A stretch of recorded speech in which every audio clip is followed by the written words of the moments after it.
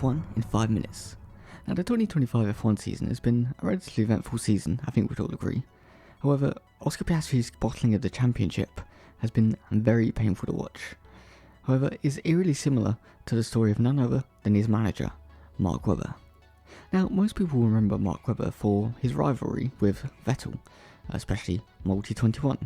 However, most people won't remember that Mark Webber was actually a very serious contender for the 2010 championship.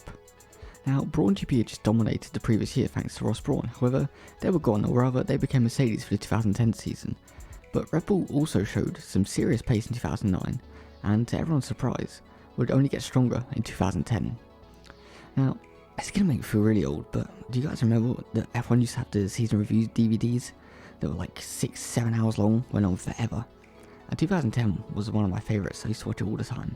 And even I still don't really remember Mark Webber being that serious of a threat for the championship. But he was. And today we're going to look at how Mark Webber lost the 2010 championship. Now, the first two races were miserable for Webber, but not just Webber, Red Bull too. Webber got 8th in the first race in Bahrain, and then 9th in his home race in Australia thanks to a collision with Hamilton, while Vettel would retire after brake failure. However, the next race they would show their true pace with a 1-2 finish, with Webber in second. Now, Webber would have a difficult race in China after starting further at the back, but would make up for it by winning the next 2 races in a row in Spain and Monaco. After Monaco was the infamous Turkish Grand Prix, in which Webber and Vettel would collide, and Vettel would retire, while Webber would go on to finish third in what was looking like an easy 1-2 finish. This would be a major catalyst in the intense rivalry between the two. However, in actuality, the rivalry between them goes back quite a while.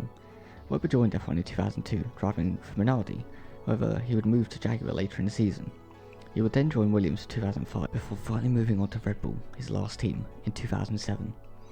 So up to this point, you could say Webber was pretty much exclusively driving for backmarker and back in the midfield teams up until about 2009, when the Red Bull started showing it had potential and could fight for wins.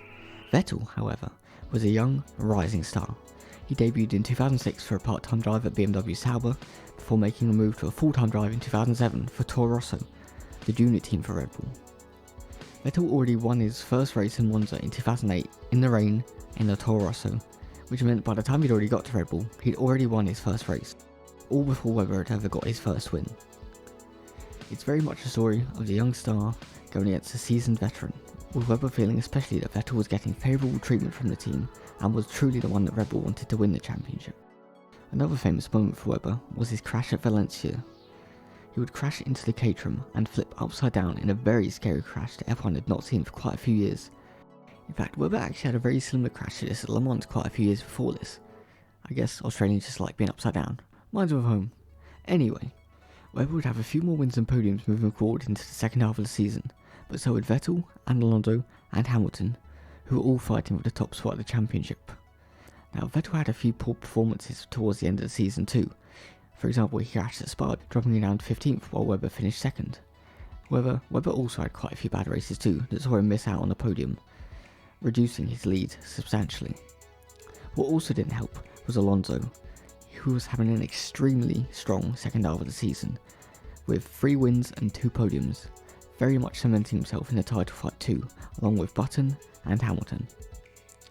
Now, one race that is seen as a major blow for Webber's championship campaign is when he crashed out on the Korean Grand Prix. Now, Vettel would also retire, but this was due to mechanical failures.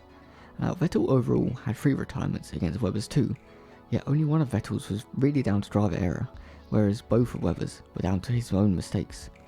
Webber overall was just not as consistent throughout the whole season as Vettel was, and also you could argue a bit of team favouritism and the mental effect that would have on Mark, but the final nail in the coffin was really Abu Dhabi, the last race of the season.